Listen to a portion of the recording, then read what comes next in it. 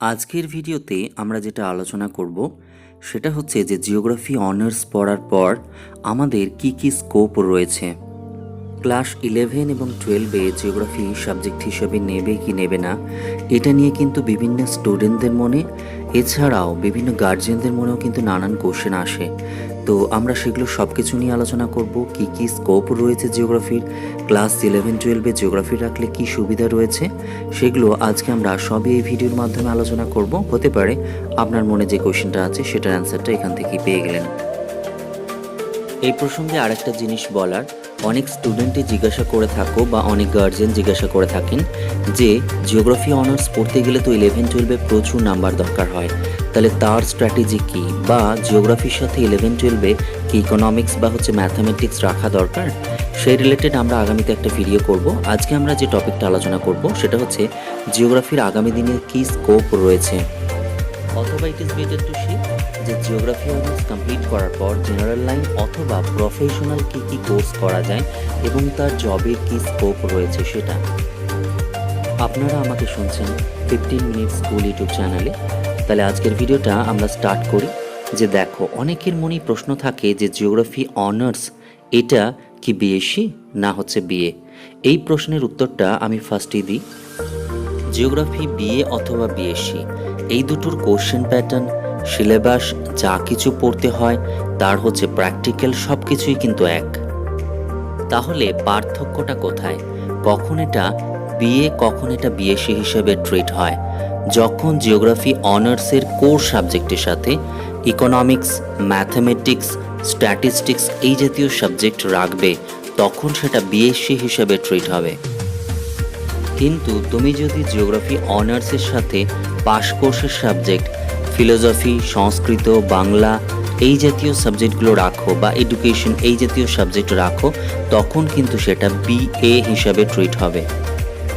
এছাড়াও তোমাদের মনে আরেকটা প্রশ্ন হয় যে জিওগ্রাফি অনার্স কমপ্লিট করার পর যখন মাস্টার ডিগ্রি করা হবে সেটা এমএসসি হবে না এমএ হবে। দেখো, এই কোশ্চেনের অ্যান্সারটা খুব সহজভাবে দিই। যখন তুমি জিওগ্রাফি অনার্স করছো উইথ বিএসসি এবং তুমি পিজি কোর্সে অ্যাডমিশন হলে এবং মাস্টার ডিগ্রি করলে, তখন তোমার সেই কোর্সটা হয়ে যাবে এমএসসি। তুমি যদি জিওগ্রাফি অনার্স করো উইথ বিএ এবং তুমি পিজি কোর্সে অ্যাডমিশন হলে এবং মাস্টার ডিগ্রি করছো, তখন তোমার ডিগ্রিটা হবে এমএ ইন জিওগ্রাফি।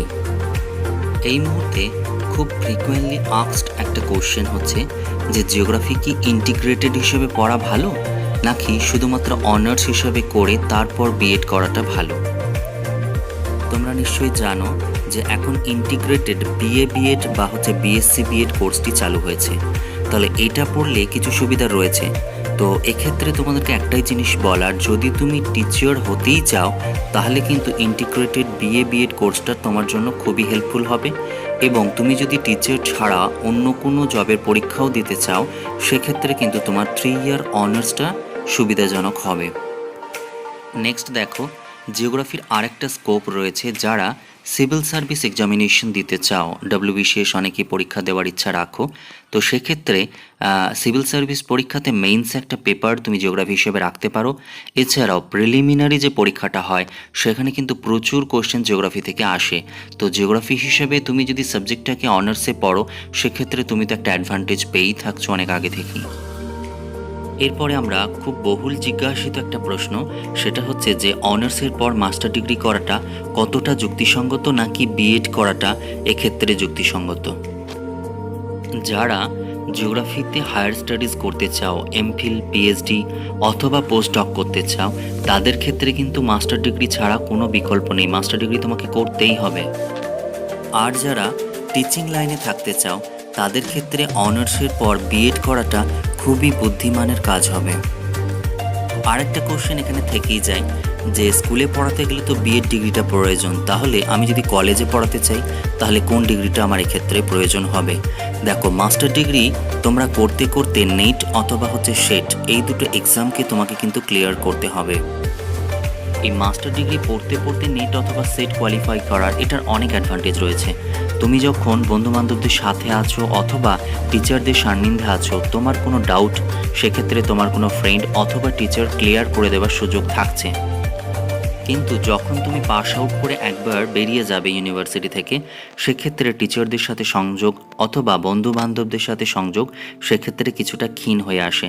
তো সেক্ষেত্রে তোমাকে নিজের চেষ্টায় আরও বেশি করে এফোর্ট দিয়ে সেটাকে ক্লিয়ার করার চেষ্টা রাখতে হবে। এই নেট অথবা হচ্ছে সেট এটা কোয়ালিফাই করার পর যখন ওয়েস্ট বেঙ্গল সিএসসি নোটিফিকেশন বের করে তখন তুমি ফর্ম ফিল আপ করতে পারবে, এবং এর সাথে যদি তুমি পেপার পাবলিকেশন করে রাখতে পারো তো সেক্ষেত্রে তুমি এক্সট্রা অ্যাডভান্টেজ পাবে। ফর্ম ফিল আপ হয়ে যাওয়ার পর নির্দিষ্ট সময়তে ইন্টারভিউ হয়, এবং ইন্টারভিউ হওয়ার পর বিভিন্ন কলেজে টিচারদের রিক্রুটমেন্ট দেওয়া হয়। তো এক্ষেত্রে যারা পিএইচডি বা এমফিল করা রয়েছে তারা তো এক্সট্রা অ্যাডভান্টেজ পাবেই। এছাড়াও আরেকটা পয়েন্ট আমি এখানে ডিসকাস করতে চাই, সেটা হচ্ছে যে জিওগ্রাফি অনার্স কমপ্লিট করার পর অনেকে কার্টোগ্রাফি নিয়ে পড়াশোনা করে। এখন কম্পিউটার কার্টোগ্রাফি তো খুব বেশি পরিমাণে ব্যবহৃত হচ্ছে এবং এটার স্কোপও অনেক। নেক্সট হচ্ছে জিওগ্রাফি অনার্স কমপ্লিট করার পর আরবান অ্যান্ড রুরাল প্ল্যানিং নিয়ে যে কোনো কোর্স করা যায়। নেক্সট আরেকটা হয় সেটা হচ্ছে রিমোট সেন্সিংয়ে ডিপ্লোমা করা যায়, যেমন যাদবপুর ইউনিভার্সিটির যে ক্যাড সেন্টারটা রয়েছে সেখান থেকে 1 ইয়ার পিজি ডিপ্লোমা করা যায় রিমোট সেন্সিং এবং হচ্ছে জিআইএস নিয়ে। সেটা করার পর অনেকের ক্ষেত্রে রিসার্চে সেক্ষেত্রে হেল্প হতে পারে, অনেকের ক্ষেত্রে বিভিন্ন মিউনিসিপ্যালিটি অফিসেও জব করা যায়। নেক্সট হচ্ছে যে MSc in remote sensing and GIS, এটা বিদ্যাসাগর ইউনিভার্সিটিতে অনেকেই করে। তো এটা করতে গেলে কি করতে হয়, যে অনার্স কমপ্লিট করার পর রিমোট সেন্সিং এবং জিআইএস যে পার্টটা তোমরা অনার্সে পড়ছো সেই রিলেটেড একটু পড়াশোনা করার পর বিভিন্ন ইউনিভার্সিটি এন্ট্রান্স এক্সাম অফার করে, এবং সেই এন্ট্রান্সটা তুমি ক্লিয়ার করলে MSc in remote sensing and GIS কোর্সে অ্যাডমিশন হতে পারবে, এবং এই কোর্সের স্কোপ এখন প্রচুর রয়েছে। এই কোর্সটি কমপ্লিট করার পর বিভিন্ন বেসরকারি সংস্থায় বায়োডাটা পাঠিয়ে অথবা ক্যাম্পাসিংয়ের মাধ্যমে কিন্তু জব পাওয়া যায়। এছাড়া বিভিন্ন সরকারি অফিসেও কিন্তু অনেক সময় রিমোট সেন্সিং এবং জিআইএস জানা এক্সপার্ট নেওয়া হয়। এছাড়াও ন্যাটমো, সার্ভে অফ ইন্ডিয়াতেও কিন্তু জব পাওয়া যায়। সো এই কোর্সটা কমপ্লিট করার পর কেউ কিন্তু বসে থাকে না, কমপ্লিট হওয়ার সঙ্গে সঙ্গেই সে কিন্তু বেসরকারি যে কোনো সংস্থাতে কিন্তু জয়েন করতেই পারে। তবে এই প্রসঙ্গে একটা জিনিস বলার, এটার কিন্তু বাইরেতে চাহিদা কিন্তু প্রচুর, যেমন হায়দ্রাবাদ, ব্যাঙ্গালোর এগুলোতে প্রচুর ডিমান্ড রয়েছে। আমাদের এখানে ডিমান্ড তুলনামূলকভাবে কিছুটা কম। তো আশা করা যায় আগামী দিনে আমাদের এখানেও কিন্তু এটার প্রচুর চাহিদার সৃষ্টি হবে। এখন বিভিন্ন মিউনিসিপ্যালিটি, মিউনিসিপ্যাল কর্পোরেশন এগুলোতে কিন্তু রিমোট সেন্সিং এবং জিআইএস জানা এক্সপার্ট নেওয়া হয়। সেগুলো তোমরা মিউনিসিপ্যালিটির কোনো একটা ওয়েবসাইট অথবা মিউনিসিপ্যালিটিতে যোগাযোগ করলে সেক্ষেত্রে কিন্তু ইনফরমেশন পেয়ে যাবে। আরেকটা জিওগ্রাফির অন্যতম বড় স্কোপ হচ্ছে মেটেরিওলজি নিয়ে পড়া। তো এক্ষেত্রে অনার্স কমপ্লিট করার পর তুমি যে কোনো জায়গাতে মেটেরিওলজির উপরে কোর্স করার পর তুমি কিন্তু আবহাওয়া সংক্রান্ত বিভিন্ন দপ্তরে জব পেতে পারো। এরকম বিভিন্ন সেচ দপ্তর বা হচ্ছে মেটেরোলজিক্যাল অর্গানাইজেশন বা হচ্ছে আবহাওয়া দপ্তরে কিন্তু মেটেরোলজিস্ট নেওয়া হয়। সেক্ষেত্রে তোমার যদি সায়েন্স ব্যাকগ্রাউন্ড থাকে তাহলে খুব ভালো হয়। এছাড়াও মাইনিংয়ের উপর বিভিন্ন কোর্স করা যায়। অনেক সময় কোনো সংস্থা মাইনিংয়ের উপর কাজ যখন করে তখন বিভিন্ন লোক নিয়োগ করে, সেক্ষেত্রেও কিন্তু জব পাওয়ার সম্ভাবনা থাকে। তোমরা অনেকেই হয়তো জানবে বা অনেকে জানো না, জিওগ্রাফিতে সার্ভে একটা বিশাল বড় পোর্শন।